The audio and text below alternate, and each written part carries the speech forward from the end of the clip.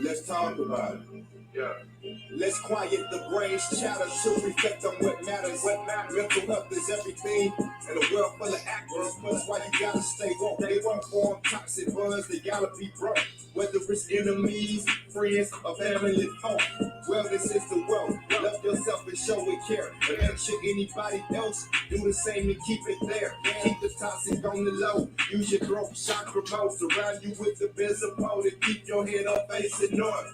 While departing from the need to be understood, right, and liked, and embracing the sensation of just experiencing life, loving and respecting, honoring, not neglecting, the parts of myself that process what we stressing, the generational trauma, the being struck by the drummer, the being the person of color in a hot pursuit in the summer. It's enough to drive you crazy and have you bouncing off the wall. Shout out to SG Mental Health Counseling for answering the call. Now let's talk about it. Let's talk about it. Let's talk about it. Let's talk about it. Yeah.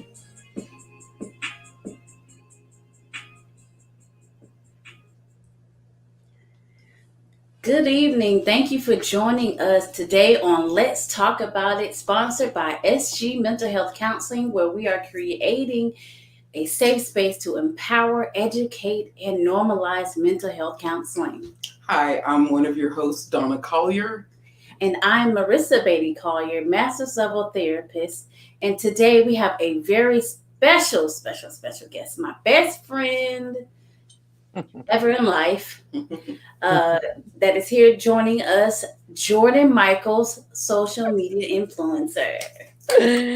Hey. That's hilarious. Hi, ladies. Hi, Jordan. Hey, thanks for having me. Absolutely. You want to introduce yourself? I am Jordan Michaels. I guess now titled as a social media influencer. Yes, ma'am. Known normally for the whole thing on TikTok as being a cougar. So I am actually honored to be here talking about one of the things that I love, and that's Pride Month.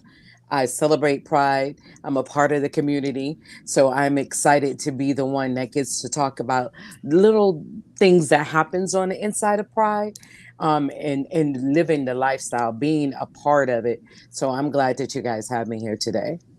Welcome. We're so glad to have you with us. Yes, we are. So today's topic, as Jordan Michael said, is that it's African American Community and Pride Month. So again, we're so excited to have you here. So why are we even here today? Right? So we are here because we want to uplift LGBTQ plus communities, give voices to be heard, and celebrate the culture. And so that is why we are here tonight. Definitely. Okay. What questions do you have for me? Okay, questions. All right. So the first question we have is, when did you realize you were attracted to the same sex or both sexes? Well, my story is a little bit different because I was never attracted to the same sex. I got here by default, which is which in our community is kind of funny because when you hear some people are born this way or they just always known, mine's was more out of revenge than anything. So me coming into this lifestyle, what, 20 almost 20 years ago, was because of the simple fact that I was exiting out of a relationship with my daughter's father. He had did enough that break the camel's back. So I remember when we were together, the one thing that he never understood or liked was a woman with a woman, especially a woman that was with a woman that was dominant, that was dressed like a man. He hated it. He didn't understand it. So when I was on my revenge tip, I was thinking, what is the one thing that I can do that's going to insult him as a black man? And I'm sorry, a lot of us go through this when they've experienced, heartbreak and, different traumas from a relationship. They do. You become revengeful. So for me, I sat there and I was like, well, black men are over the whole thing that white men are better. So if me showing up with a white man is not going to make a black man feel inferior, you know what I'm saying? They're not going to feel that. That's not an impact. They don't see them like that, right? So I remembered, I literally sat down and strategically remembered, okay, he doesn't like gay women, especially the ones that dress like men. He doesn't like. He's intimidated by them. He doesn't understand them. He doesn't like them, period. So I pursued my first lover back in 20 something years ago. What I didn't realize is I opened up Pandora's box, fell in love with a woman, and I've been on this side of the fence ever since. So for my story, I was never attracted to the same sex. I got there by default because I was upset, hurt, angry, which we have a lot in our community that come into our community with the same hurt, anger, and some are embraced and some are not. Yeah. So do you hear a lot of women say that they've just had it with men, they're done with men, and they just make a decision? Or is that something that you have to already feel so that you can embrace it more? What's your Well, take on that? it's actually both because normally, when you have women who have grown up loving the same sex, have always been attracted to other women, I can't speak for them, but I know that they exist more highlier than likely for a woman like me. But there is a lot of women who are hurt, who hate dealing with men now because of the hurt that they experience and feel, and they'll run to this lifestyle, to be with a woman because they think that the hurt is going to be different, that a woman knows another woman, so therefore she's not going to hurt her like the man did. Haha, that is not true though. Yeah, You that you is find not that true. people are just people, and the hurt you get is based on who you're dealing with and how you deal with them and how they deal with Yeah. you. Yes, definitely. The sting is a little bit different because when you're dealing with the same sex, a woman with a woman, the first thing you think is, girl, you know better than this. You know how this feel. We know this. So why are we doing this?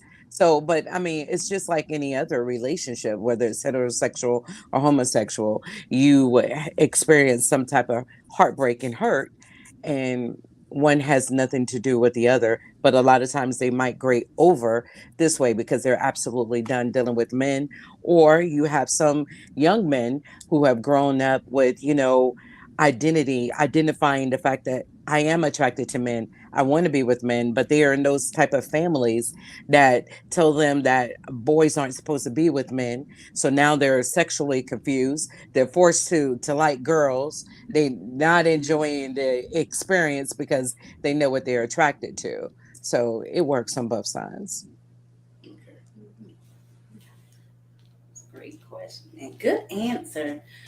So I have a question. So Hmm. in regards to when you talk about intimate partner violence, aka domestic violence, have you heard a lot of people say, "Hey, there's more violence that occurs in same sex," or what is your opinion on that? No, I don't think that there's more violence that happens in same sex. What happens in same sex that's more than heterosexual is the fact that we have a lot of hate crimes going on. We have a lot of people violating us because of the community that we're in. But as far as, domestic violence in relationships, have I heard about them? Absolutely. But is it something that's at a high rate of speed over here? I would say no. Where our domestic violence or violence issues come from is people who gay bash and who hate the gays, who don't understand us or know why we like the same sex. And some of them are violent towards them, especially within our trans community, because we have men that lie with these women that know that actually that they were once, a man, or they may have their male parts, and then our trans women are, found in places deceased because the men have killed them. So we have more of the outside coming in that's doing the violence to us more so than on the inside. Not saying it doesn't exist because, I'm sure it does, but I know that more violence happens with people on the outside of our community coming in. Okay. I think before we go any further, just something you may want to be able to help people understand are the Mhm. letters that go along with the community. We know that the L, we get the G. I have to laugh because as I was telling my bestie, like after a while, I every year that is Pride, it's like a new letter has popped up. And for me, one of the things I want you all to know is that just like there's racism in the world, there's racism within our community. Some of us get offended that because you're different and you want to identify yourself as something normal, the opposite of something that's heterosexual, it's like you're swept off into the gay community, and now we got a new letter that's on our alphabet: LBGTQ, lesbian, bisexual, gay, transsexual, queer. Now we got the plus, but now the plus is being removed with the I, the A, the S, and then it's a Yeah. plus. And when I look up the terminology of some of them, I'm like, I'm confused myself. And I'm in this lifestyle. I'm like, well, doesn't that Yeah. mean this? So why Yeah. won't you just say you're this? Yeah, we studied those letters the other night outside of the LBGTQ plus part, the plus part, and I'm just like confused. So yeah. Yeah. And then Okay. before I know it, when I go to Pride, not only is there another letter added, but then there's a new flag to identify that person. And for me, I don't think that all that is necessary. Lesbian, gay, bisexual, you're gay, you're queer, anything that happens to do with the fact that you love transsexuals, you love all of us in the gay community, every letter, and plus you love heterosexuals means to me you just like it all. But there's a letter for that that they identify themselves with, you know. So for me it's just like, okay, how is people going to respect us and take us serious when every time we turn around we're adding a letter to the alphabet? And you'll hear a lot of people with some of their slenderest remarks refer to that. But to me it's like, if you're anything different than heterosexual, they put you into the gay category in a homosexual world. Okay. Well, thank you for that. I appreciate it.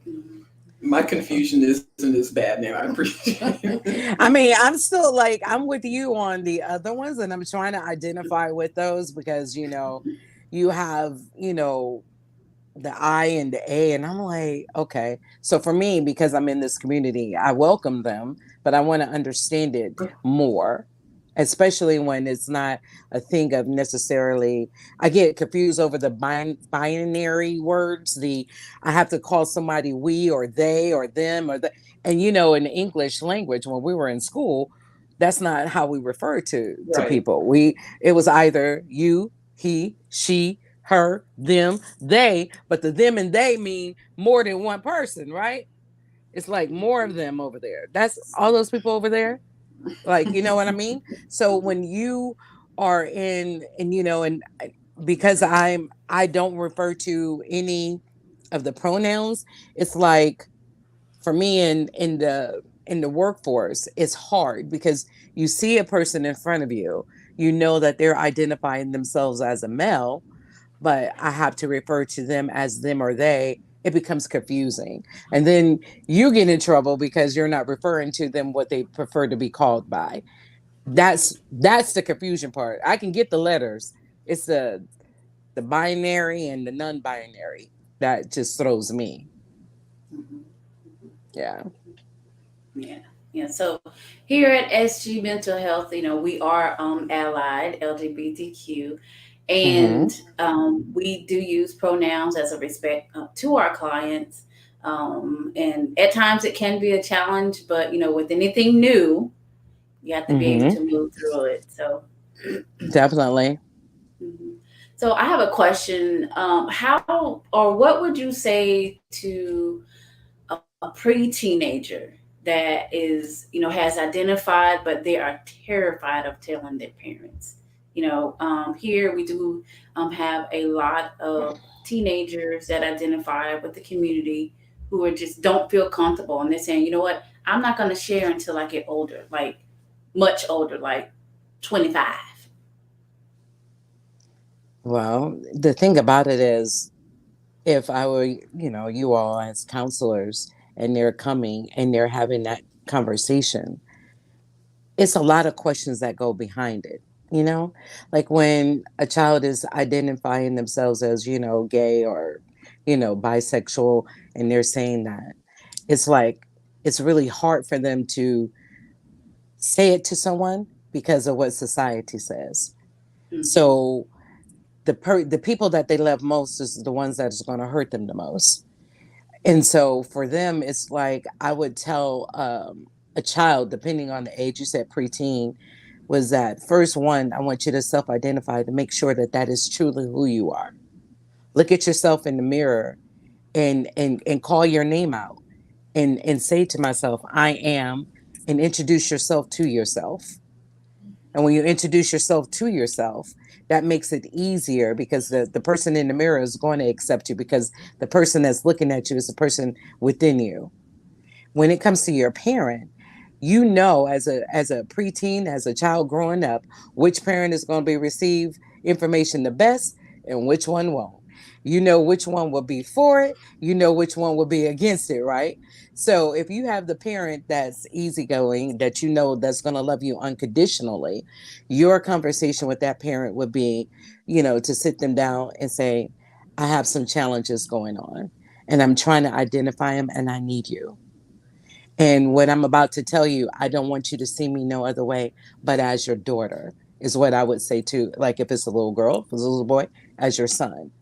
And let that person know. Because what you want them to do is be able to create a safe space for you. We talk about safe spaces all the time. Mm-hmm. So I would tell them to get into the sweet spot of the person that they know in their family that could help them. If your mom and your dad is totally against it, but your mom's sister loves you unconditionally, accepts you for who you are, that's who you want to build that relationship with. That's the one that you want to truly confide in, because then they'll make she or he will make the conversation easier to tell the adults that's going to be hard at it. You see what I mean? Because I know that when I was a teen parent, when I had to tell my mom I was pregnant, I went to the sister that I knew was going to have the softest heart and explain it to her differently. And then it was made it easier for me to say, yes, Mom, I'm pregnant. It kind of took that off the blow off the plate. So I would say to a preteen to find solace and comfort in someone that you trust, someone that you know is your safe spot, and they could help you begin that conversation with your parents. What I would say to parents is that, yes, you're upset. Some parents get mad, but watch the words that you say, because words hurt, they cut, they bleed. And if you say derogatory things to your child, it is not good. Because the thing about it is that they're going to have a place of refuge. And they need that refuge to be you. Because when they go out there in that world and the world gives it to them, they have to know that they can come back to home base and be safe. But if you just so angry and you say hateful things that you're saying in that moment that you really don't mean, then you're pushing your child out there. And then we're talking about prostitution, because little boys are prostituted too. Then we're talking about drug abuse. They go through depression. They're starting to have, mental issues. They don't have no one that they could confide in and trust. Everybody has hurt them. And the biggest and the deepest cut is going to come from your parents not being able to accept you for who you are. Mm-hmm. And yes, I know some parents are Bible-toting Christians. And I know that, that they grew up that's not what it's supposed to be. But it's not for you to project your belief on your child. If your child is feeling this way, if your child believes that this is the way that they are, the only thing that you can do as a parent is to support them. Whether you agree or disagree, it is their life. You have yours. You can't live their life. nor can you be their judge and their jury on how they should lead. Your job as a parent is to guide, to nature and nurture, to show love even in the most difficult time when you can't even accept it. So I would want that preteen to find someone that is safe, that they can confide in, and that person would help them have that conversation with their parents, because that person would be there to protect them. Absolutely. That's what I would absolutely. do. Yes. So we have a question from the audience. And the question is, do you feel like there should be an age limit to start talking with your child about sexuality, if at all? I don't think that there should be an age limit. And I'm going to tell you why. I have 3 amazing daughters, right? I've never, since they were little girls, I've never had, the birds and the bees. I've never had those small conversations that pacify situations. I've never had those conversations. I've always had adult conversations with my children because of the simple fact that, guess what? Somebody parent out there is just like me, and they're having that conversation with their child, and their child is going to have that conversation with your child. So therefore, you might as well be straight with your child. Don't sugarcoat it. I'm not saying you have to use the most graphic terminology, but don't sugarcoat it. Have honest conversations, because your child may go to school with little Johnny, and little Johnny's mom may accept the fact that sometimes when he goes to school, he wants to wear lip gloss, and sometimes he wants his nails polished. So you got to be prepared, because your child is going to come home and talk about little Johnny, to have that conversation that little Johnny likes to wear lip gloss. You have to find it. And there's a lot of books that would help you along the way with those conversations. If you do not know, I would tell you definitely to call someone like a SG Mental Health and start having those conversations so you know how to communicate it to your child. Absolutely. So thank you for answering that question. I'm at a place where I hear you saying, have the conversations. Do you feel like they should ever name the body parts by their actual names? Should they give them cute names that they can go by so that they feel that the parents feel comfortable? That scares me. This is so funny, because I'm gonna tell you this, because I'm 50 and I'll be 51 next month. I can't express as a young child how many times we've heard older women refer to our vaginas as our pocketbook, right? So when you think about when you as at 50, when I think about this is my pocketbook, that means I can get paid. This is my money pot. Yes, cash in that pocket. You know what I mean? This right here, I could put some money. This would generate money. Just think about it for a minute, right? This is your pocketbook. You're right. And little boys, they'll tell them that that's their penis, but for little girls, they'll say that's your pocketbook. They have all these little names for our vagina. Call it what it is. Don't give it a pet name. Don't give it a pocketbook, because you have to think about the message that you're sending. Because if you tell me, like, if I didn't know no better, if I didn't come from that foundation, if you telling me that my vagina is a pocketbook, that means what goes in a pocketbook? Money. That means that this has value. I could get some money.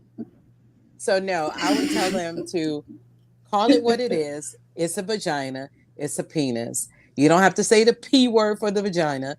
Just vagina and penis. Although I celebrate the word pussy. I celebrate that word. Yeah. It's so liberating. It's so powerful. Yeah. But vagina and penis, because that's what it is called. That's the body part.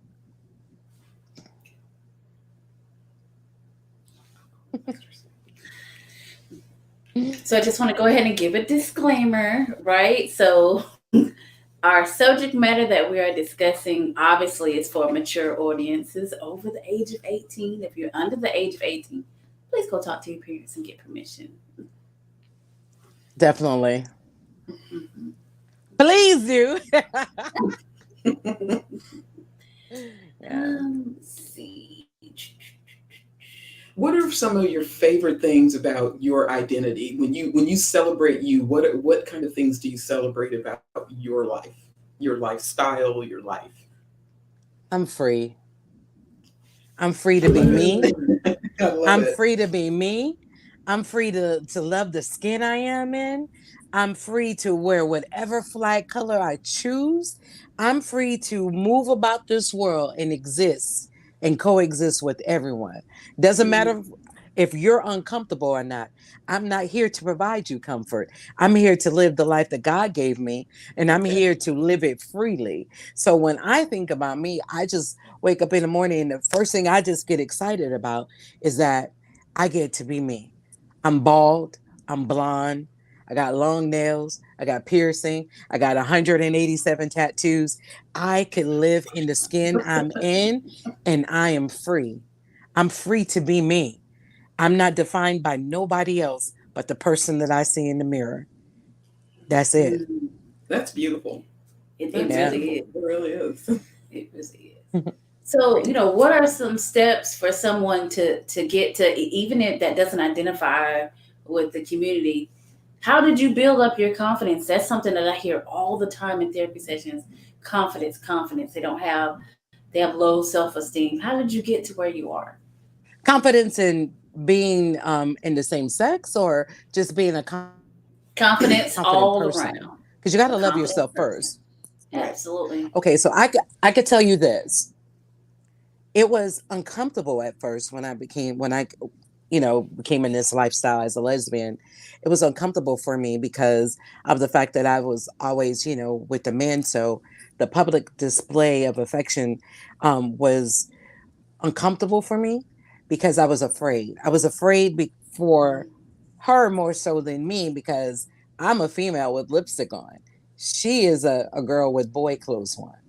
So for me, it was more of trying to find that middle ground of saying, I know who I am. I'm confident. But then I realized she knew who she was. She was confident.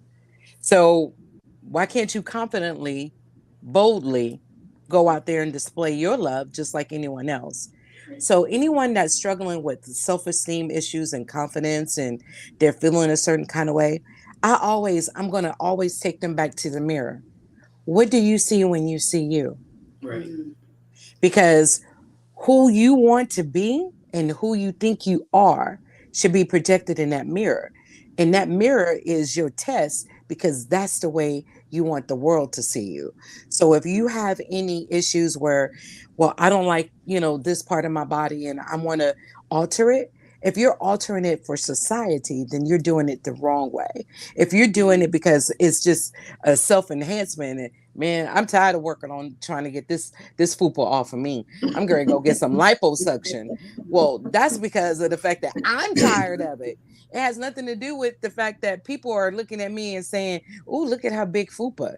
That's not going to make me feel insecure. You have to build up yourself because you got to love yourself more than anybody else. So I'm going to always tell everyone, when you're trying to find your self-confidence, stand butt naked in the mirror and look at yourself from head to toe and start talking to you. Start talking to you. Start telling you what you love about you. And every self-doubt that comes in your mind about the person that you're seeing in the mirror, challenge that thought. What is it about it that you don't like? Because I like me. And when me is saying, yeah, but you got this, okay, well, what about it? I'm not saying that. I'm not opposed to talking to yourself. You get your best answers from yourself, because then when you get the answers from other people, then they're identifying yourself. You got to be able to talk to self. Mirror. Absolutely. The mirror. Absolutely. And that's what we call positive self-talk. Being able to, change those cognitive distortions, the way that we think, and reframing them from something negative to something positive. So that is right on the spot. Absolutely. I may not know the SG mental health terminology, but I think we're on the same page. Yes. Absolutely. I love the questions. So we have another question from Erica. A question from Erica from Facebook. So Erica says in school there used to be same-sex education. I'm sorry, not same-sex. There used to be sex education, and I'm not sure if there still is. What are your thoughts about these types of sexuality topics being discussed in sex education class, especially in middle school, where the child is still trying to figure themselves out? I love self-education classes. As a matter of fact, I wish that they would bring it back to the school like we had when we were growing up. Now, when we were growing up, we had the scared straight videos, right? that didn't want to make you, open your legs and get pregnant. Right. Those we had some true sex education topics. But now, because things have changed, because we didn't have LBGTQ, it was something that wasn't talked about, but it was also something that wasn't seen. But we also know it wasn't seen and talked about because of the shame and the guilt that, society would put on that person. So they weren't coming out the closet like that. All right. So now that they're in school, I want them to. Because you know why? It's not a bad thing to talk about a girl that likes a girl, or a boy that likes a boy, or a boy that likes a boy and a girl. It's like, that's, if your child is confident in knowing, I like men, I don't care what y'all say, I like men, then that video is not going to influence your child to even think, okay, well, I want to try a girl. I think that sometimes people think that when you expose the homosexuality to a child, that they're going to catch it like it's a disease. And it's not true.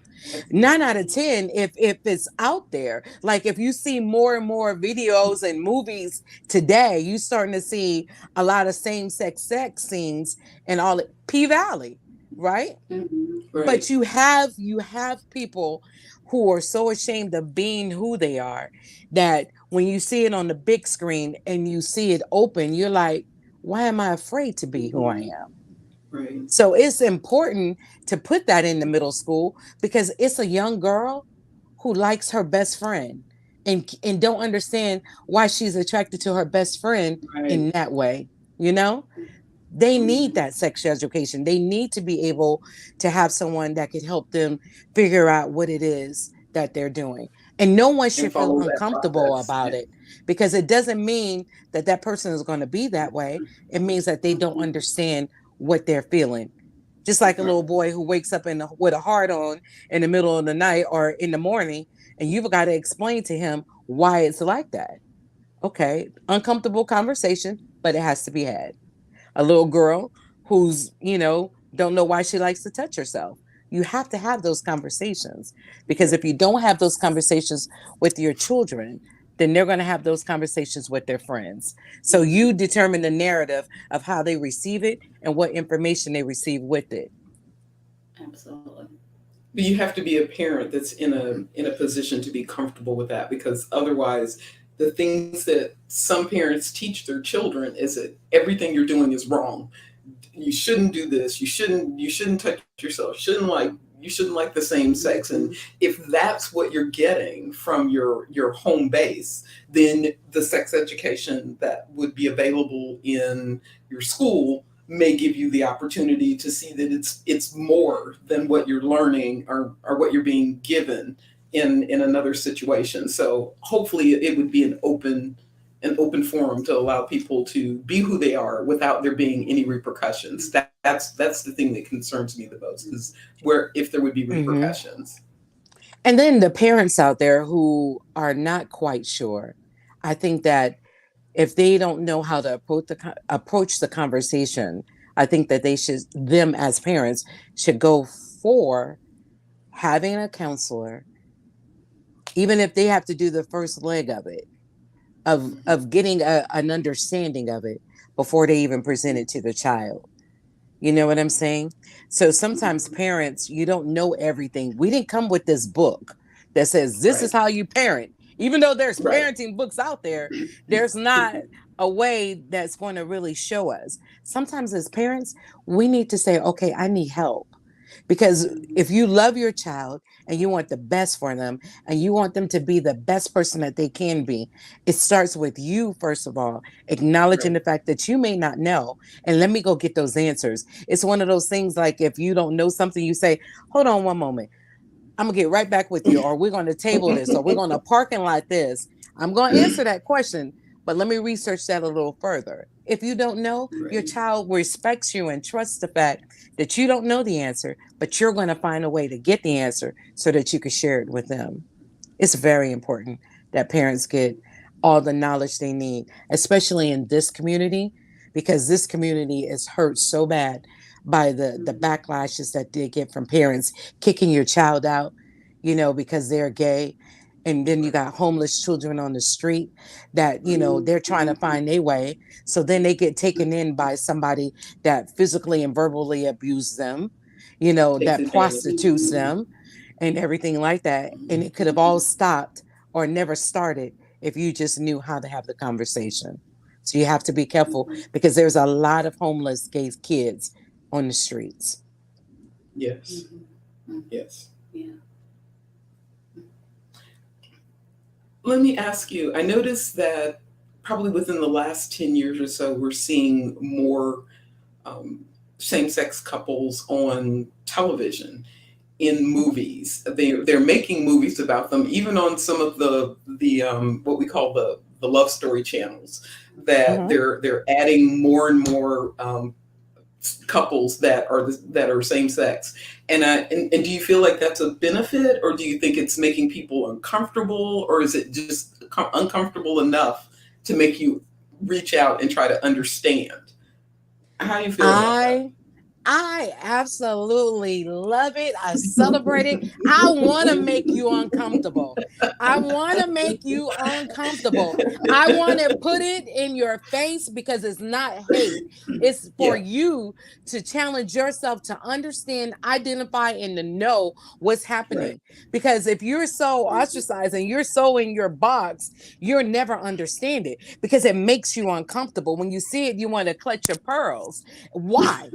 Why? What is making you want to clutch your pearls? What part of it is making you feel uncomfortable? So the more and more you see it, it's making you say, okay, why do I have a problem with this? What's making me uncomfortable with this? Look inside. Look inside. You know what I'm saying? Because the more and more it comes on, I love it. Some scenes make me be like, oh, okay. It makes me feel like, whoa, wait a minute. But I don't feel uncomfortable in the sense of saying that I'm embarrassed. I'm more uncomfortable like, ooh, okay, wait a minute. The world may not be able to handle that scene. But I love it and celebrate it because it's making people recognize that we exist. It doesn't matter if we love the same sex, because if I could sit back and watch, two heterosexuals in a love scene, being intimate, like, Ghost was everything to me, Tommy, you know what I'm saying? I mean, like, whoa, right? Then it should be the same way. Just like I have to watch that. Love is love, and love wins because it doesn't matter every time. Yeah, I love it. I celebrate it. I get excited. Good. Me too now. Yeah.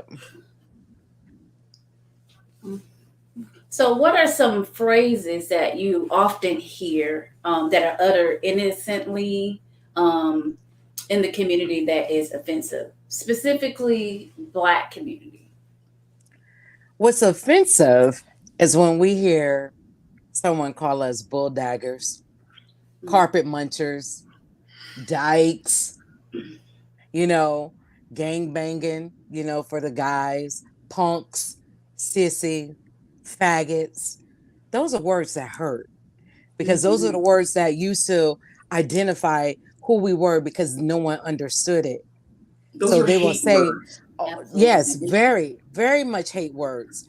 So we still have people that have those words, but we also have people in our community that say, I'm a dyke. Yeah. They don't care about the word. But then you have some people who say, don't call me a dyke. I'm just a lesbian. I just happen to be a woman that loves a woman. You know what I mean? Mhm. But those are hurtful and hateful words, especially calling a man a faggot, a sissy, a punk, a gangbanger, and gang banging, when they see a group of guys. Those are hateful words. Those are words that should never be used, um, because a gay man is a gay man. Now, if he chooses to identify himself as those things, is one thing, but the majority of them do not. And those are hateful words that hurt, you know? So,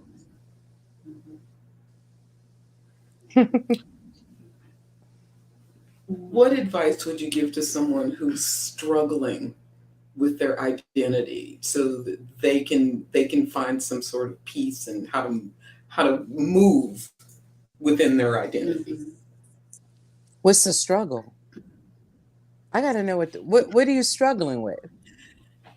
Some people struggle with just the fact that they have to say it out loud, or that they have to acknowledge. they have to I gotta acknowledge it. acknowledge it. You mentioned earlier when you're with your partner that sometimes it may be uncomfortable for somebody else, and many times I would imagine that if you are new to a lifestyle, that the level of comfort that has to come with it has to have some sort of recognition, and there may be a struggle in there for you to figure out how to get to that place where they're like you, where they can just be loud and proud. Mhm.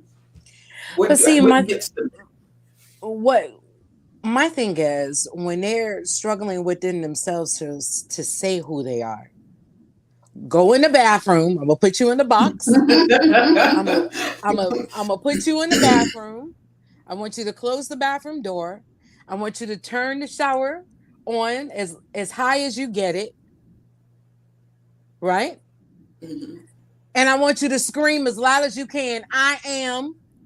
And whatever word come out your mouth, if you say I am gay, I am bisexual, I am a lesbian, say it, scream it, shout it to the top of your lungs, and hear yourself. Look at yourself in the mirror while you're screaming it. This is who I am. You can't shake it. You're not going to be able to. And the more and more that you try to mask it, and the more you try to hide it, you're living not your best life. You're living your life for other people because you want to follow the norm of what other people in society say.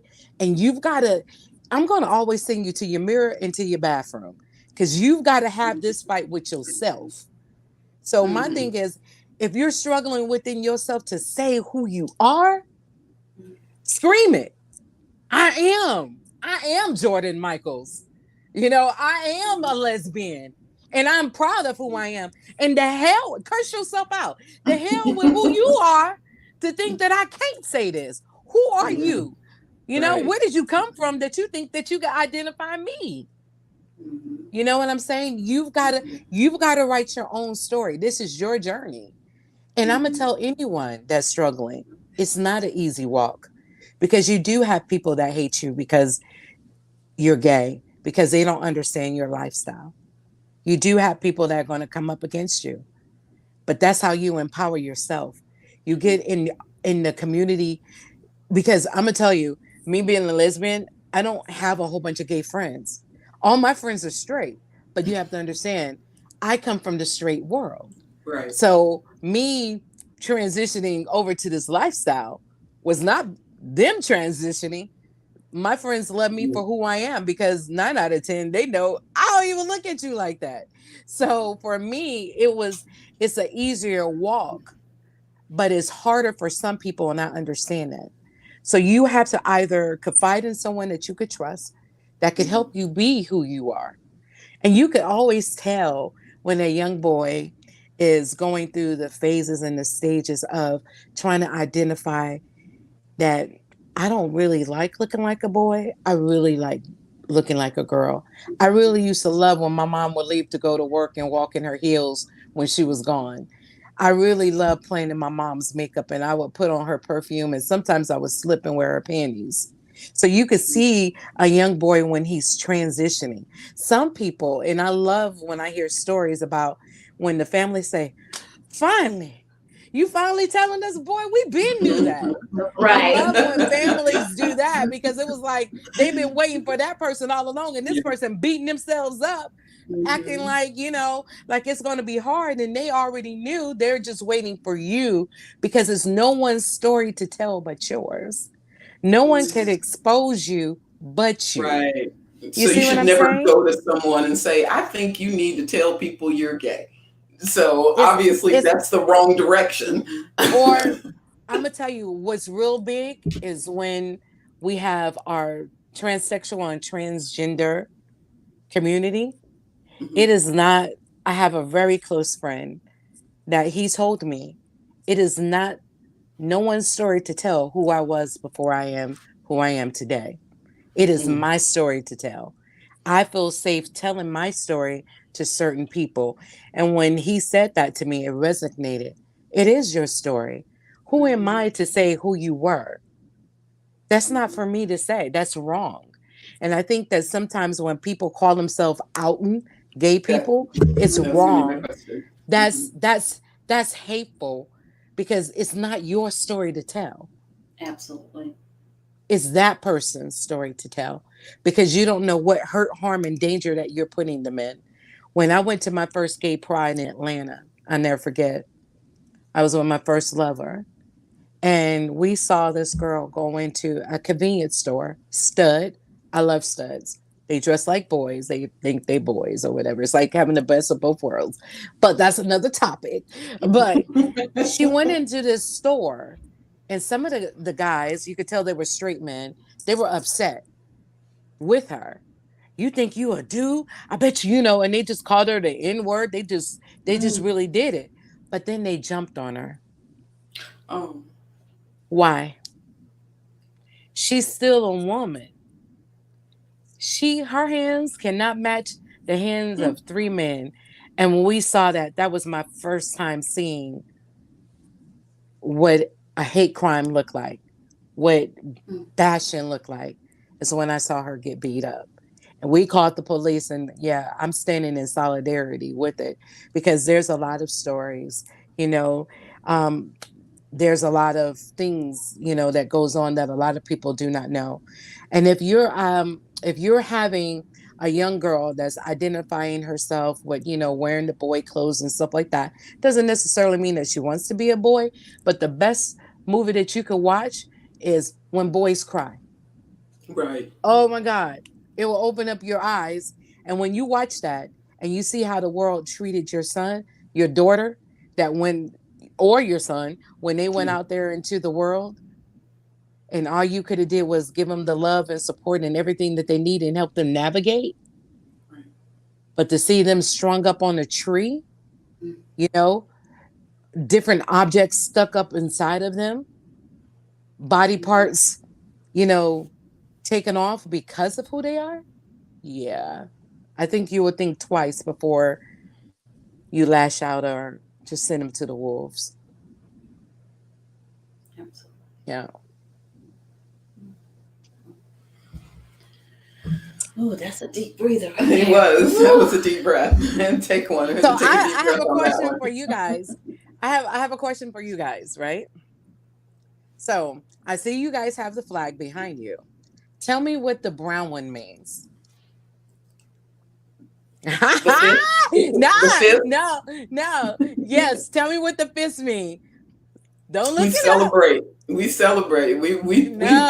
What does the color mean? What does that flag? You know what? We don't know. No. We do not. So I'm gonna tell you guys. Okay. So the baby blue, pink, and white is our trans community. The brown, the dark brown, the light brown, and the funny other color brown is our bear community. That's our men who are big and hairy and they burly. That's our bear community. And then the rainbow itself celebrates the whole LGBTQ community. Right. That's all I see, but I think that you had something that had black with it. That's our leather community. That's our biker boys. That's our men Okay. who wear leathers, you know?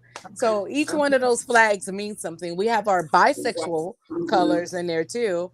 So you got the bisexual flag in there too. Yep. It all We means tried to get it something. all.